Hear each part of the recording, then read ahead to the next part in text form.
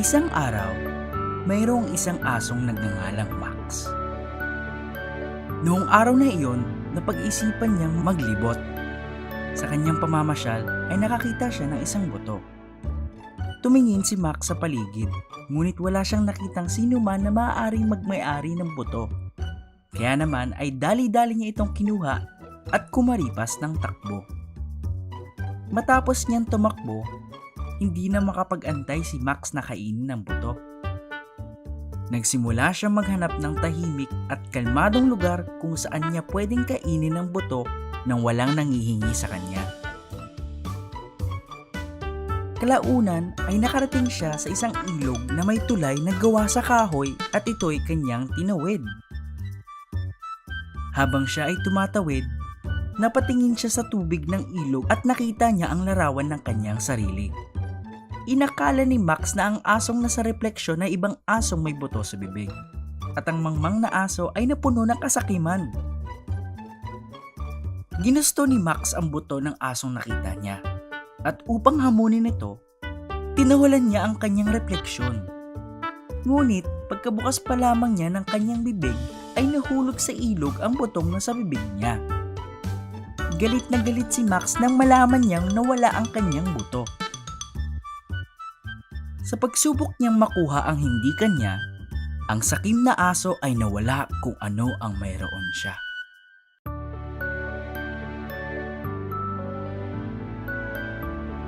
Isang araw, mayroong isang asong nagngangalang Max. Noong araw na iyon, napag-isipan niyang maglibot. Sa kanyang pamamasyal ay nakakita siya ng isang buto. Tumingin si Max sa paligid, ngunit wala siyang nakitang sino man na maaaring magmay-ari ng buto. Kaya naman ay dali-dali niya itong kinuha at kumaripas ng takbo. Matapos niyang tumakbo, hindi na makapag-antay si Max na kainin ng buto. Nagsimula siyang maghanap ng tahimik at kalmadong lugar kung saan niya pwedeng kainin ng buto nang walang nanghihingi sa kanya.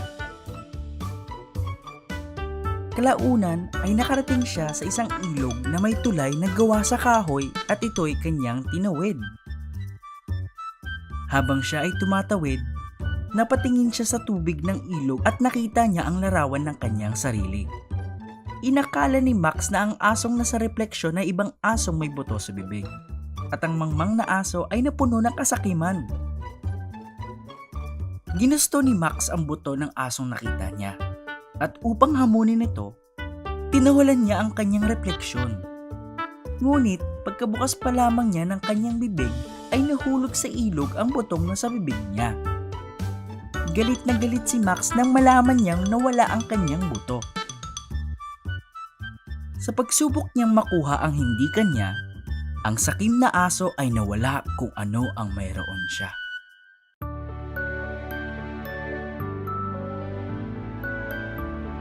Isang araw, mayroong isang asong nagngangalang Max. Noong araw na iyon, napag-isipan niyang maglibot. Sa kanyang pamamasyal ay nakakita siya ng isang buto. Tumingin si Max sa paligid, ngunit wala siyang nakitang sino man na maaaring magmay-ari ng buto. Kaya naman ay dali-dali niya itong kinuha at kumaripas ng takbo. Matapos niyang tumakbo, hindi na makapag-antay si Max na kainin ng buto. Nagsimula siyang maghanap ng tahimik at kalmadong lugar kung saan niya pwedeng kainin ng buto nang walang nanghihingi sa kanya. Kalaunan ay nakarating siya sa isang ilog na may tulay na gawa sa kahoy at ito'y kanyang tinawid. Habang siya ay tumatawid, napatingin siya sa tubig ng ilog at nakita niya ang larawan ng kanyang sarili. Inakala ni Max na ang asong nasa refleksyon ay ibang asong may buto sa bibig, at ang mangmang na aso ay napuno ng kasakiman. Ginusto ni Max ang buto ng asong nakita niya, at upang hamunin ito, tinawalan niya ang kanyang refleksyon. Ngunit pagkabukas pa lamang niya ng kanyang bibig ay nahulog sa ilog ang butong nasa bibig niya. Galit na galit si Max nang malaman niyang nawala ang kanyang buto. Sa pagsubok niyang makuha ang hindi kanya, Ang sakim na aso ay nawala kung ano ang mayroon siya.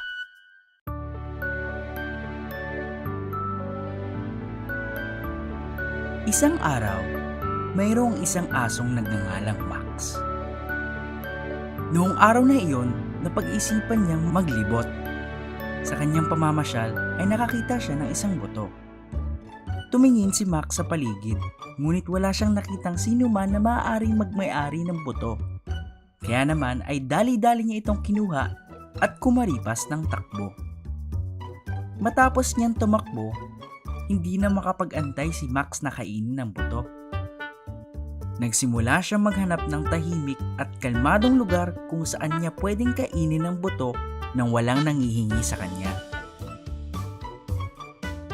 Kalaunan ay nakarating siya sa isang ilog na may tulay na gawa sa kahoy at ito'y kanyang tinawid. Habang siya ay tumatawid, napatingin siya sa tubig ng ilog at nakita niya ang larawan ng kanyang sarili.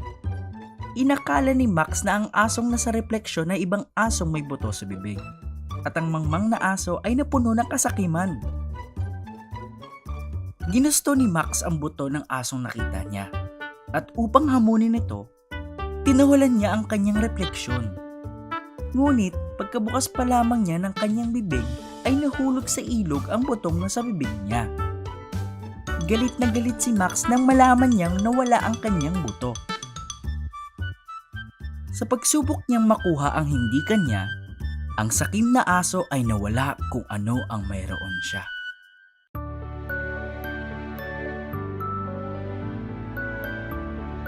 Isang araw, mayroong isang asong nagngangalang Max.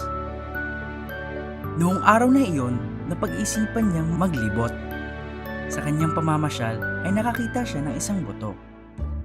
Tumingin si Max sa paligid, ngunit wala siyang nakitang sino man na maaaring magmay-ari ng buto. Kaya naman ay dali-dali niya itong kinuha at kumaripas ng takbo.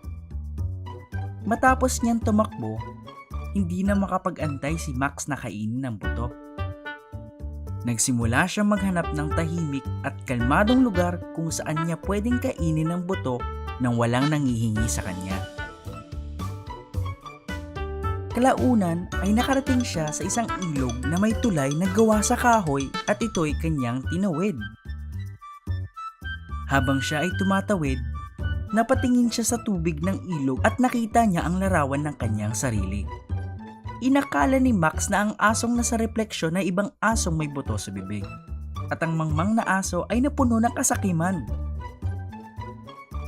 Ginusto ni Max ang buto ng asong nakita niya, at upang hamunin ito, tinawalan niya ang kanyang refleksyon. Ngunit pagkabukas pa lamang niya ng kanyang bibig ay nahulog sa ilog ang butong nasa bibig niya. Galit na galit si Max nang malaman niyang nawala ang kanyang buto.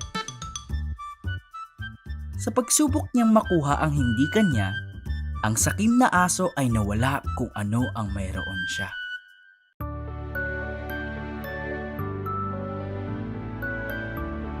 Isang araw, mayroong isang asong nagngangalang Max. Noong araw na iyon, napag-isipan niyang maglibot.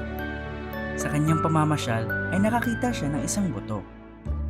Tumingin si Max sa paligid, ngunit wala siyang nakitang sino man na maaaring magmay-ari ng buto. Kaya naman ay dali-dali niya itong kinuha at kumaripas ng takbo. Matapos niyang tumakbo, hindi na makapag-antay si Max na kainin ng buto.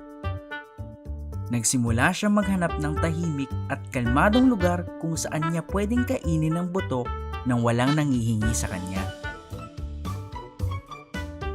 Kalaunan ay nakarating siya sa isang ilog na may tulay na gawa sa kahoy at ito'y kanyang tinawid. Habang siya ay tumatawid, napatingin siya sa tubig ng ilog at nakita niya ang larawan ng kanyang sarili. Inakala ni Max na ang asong nasa refleksyon ay ibang asong may buto sa bibig, at ang mangmang na aso ay napuno ng kasakiman. Ginusto ni Max ang buto ng asong nakita niya, at upang hamunin ito, tinawalan niya ang kanyang refleksyon. Ngunit pagkabukas pa lamang niya ng kanyang bibig ay nahulog sa ilog ang butong nasa bibig niya. galit na galit si Max nang malaman niyang nawala ang kanyang buto. Sa pagsubok niyang makuha ang hindi kanya, ang sakim na aso ay nawala kung ano ang mayroon siya.